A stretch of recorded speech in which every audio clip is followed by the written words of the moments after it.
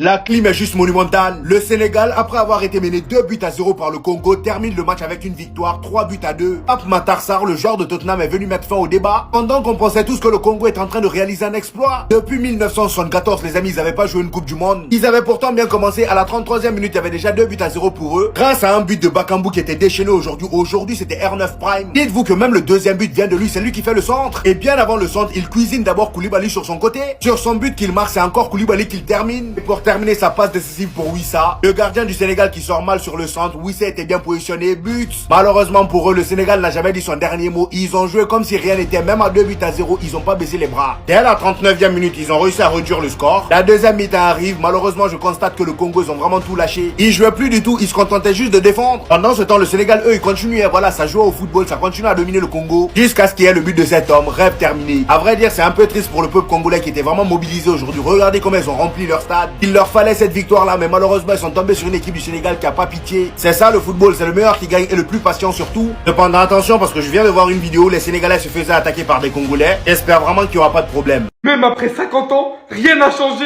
2-0 à la base pour le Congo. Mais au final, et ce malgré l'un des meilleurs Congos qu'on a vu sur ces derniers mois, sur ces dernières années, Cédric Prime en l'occurrence, roulette sur Koulibaly, il se retourne immédiatement, Lucarne sur les cages de Mendy. Mais ça, c'est sans l'oublier lui, qui vient remettre les pendules à l'heure avant la mi-temps. Accompagné de qui? L'un des plus irréprochables tout au long du match du côté du Sénégal. Iliman, l'un des seuls qui tenait la baraque. Et franchement, les Sénégalais, vous pouvez vraiment le remercier. Tout au contraire de Mané.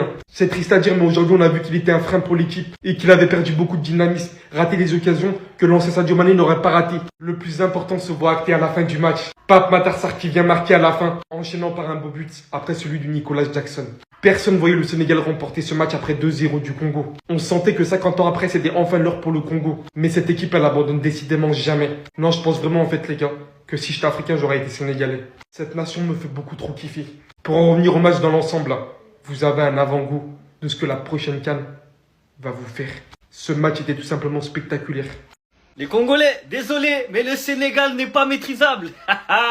Le Sénégal n'est pas maîtrisable. Il y a les uns, il y a les autres et il y a les etc. Il ne faut jamais vendre la peau du lion avant de l'avoir tué, les gars.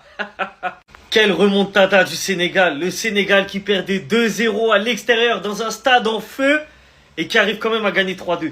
Et les gars, on va pas se mentir, mais c'est le football qui a gagné. Parce que les Congolais menaient 2-0, mais ça reflétait pas le match. Le score, il reflétait pas le match. Les Sénégalais, on sentait que c'était meilleur. Donc déjà, dans le jeu, les Sénégalais, ils méritaient. Mais là où moi, je tire mon chapeau, c'est mentalement, les gars. Mentalement, tu voyais, en fait, genre, ils paniquaient pas. Il y a eu aucune panique. Même à 2-0, j'ai l'impression qu'ils étaient pas en panique. Il y a une maîtrise côté Sénégal, une maîtrise des émotions, une maîtrise aussi technique, qui fait que ils ont joué leur jeu jusqu'au bout. Et avec le temps, ils sont revenus 3-2 tout simplement. Et une autre chose, ils avaient beaucoup plus faim que les Congolais. Ça s'est ressenti ça aussi. Les Congolais à 2-0, je pense qu'ils ont commencé à avoir peur. En fait, la pression, elle était trop forte pour eux. Et malheureusement, ils ont pas tenu, tout simplement. Là, le Sénégal, ils font un grand pas à la qualification à la Coupe du Monde. Les Congolais, c'est pas fini. Ils peuvent finir dans les meilleurs deuxièmes. Le seul problème, c'est qu'après, il y a des barrages entre pays africains. Puis après, il y a encore des barrages avec des autres pays du monde.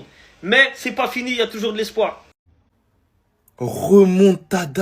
Remontada de la part du Sénégal. Si vous avez raté ce match-là, vous avez potentiellement raté le match de l'année du côté de l'Afrique. Le Sénégal était mené 2 buts à 0 par cette équipe valeureuse du Congo. Parce que oui, il faut le souligner malgré cette remontada. Mais le Sénégal, c'est beaucoup trop fort, la famille. Iliman Ndiaye, c'est beaucoup trop fort. Il a été étincelant pendant tout le match. Virevoltant, c'est lui qui a créé notamment toutes les actions. Lui, t'as juste à lui donner de la confiance. Il peut te créer des merveilles. Il peut s'imposer dans les grands clubs. Mais les gars, très sincèrement, en première mi-temps, j'ai trouvé que les deux équipes étaient à 50-50. Chaque équipe a eu ses temps forts. Le Congo, c'était en début de première mi-temps où ils ont réussi à accumuler les 2 buts. Un but de Bakambu qui est tout simplement somptueux. D'ailleurs, sa longévité, elle est impressionnante. Et le deuxième but, et je pense que la défense, elle était un peu endormie à ce moment-là. La sortie de Mendy, elle était pas ouf aussi. Et au final, quand t'as un Wissa dans la surface de réparation, c'est instantanément but. Mais en deuxième période, c'est là qu'on reconnaît une grande équipe d'Afrique. Le Sénégal menait 2 buts à 1 à la mi-temps. Ils ont réussi à écraser mentalement cette équipe du Congo, que ce soit techniquement, physiquement, dans les choix de passe surtout. Même l'entraîneur du Sénégal a réussi à marcher sur cette équipe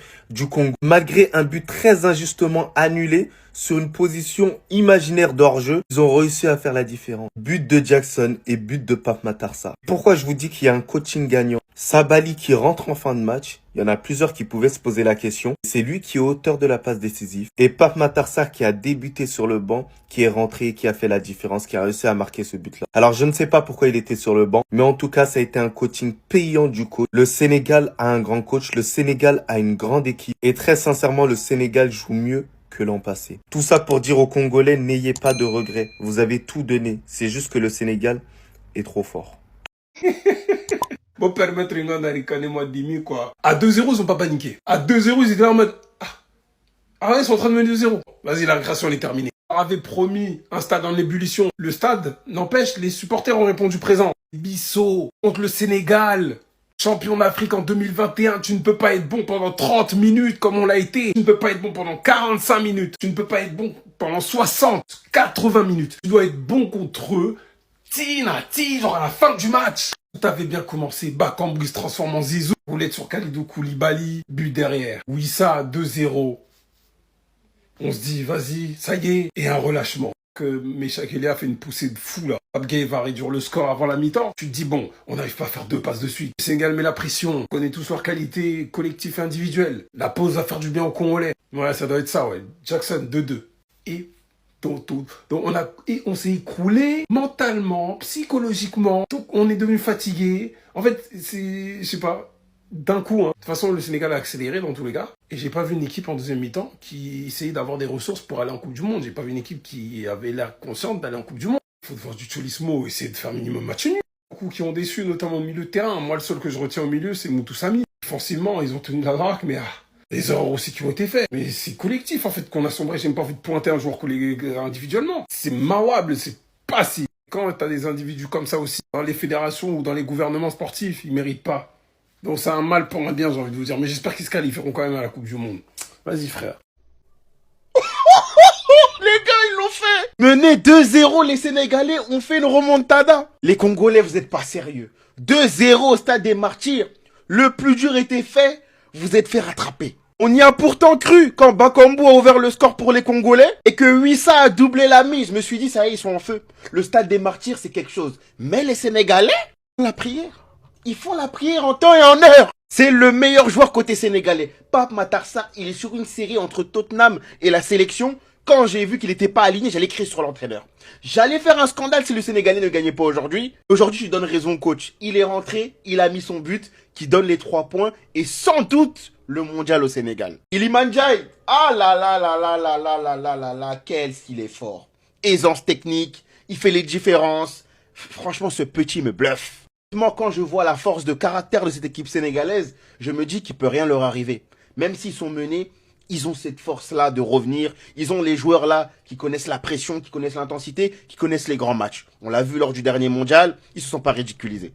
Ils se sont pas ridiculisés. Donc bon, c'est une victoire méritée dans l'ensemble entre la gestion. Ils se sont pas laissés avoir par les émotions.